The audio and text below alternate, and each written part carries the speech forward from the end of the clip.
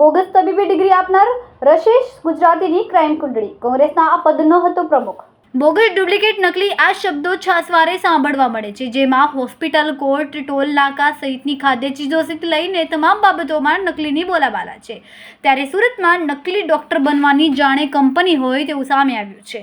Doctor રશેદ ગુજરાતીએ ન માત્ર 1200થી વધુ લોકોને બોગસ ડિગ્રી આપી, પરંતુ એ સિવાય ધમકી આપવાની સાથે સાથે ગર્ભપાત સહિતના કેસ પણ તેની સામે નોંધાયા હોવાનું ખુલ્યું છે, જે કેસમાંથી જેલની હવા પણ ખાઈ ચૂક્યા છે.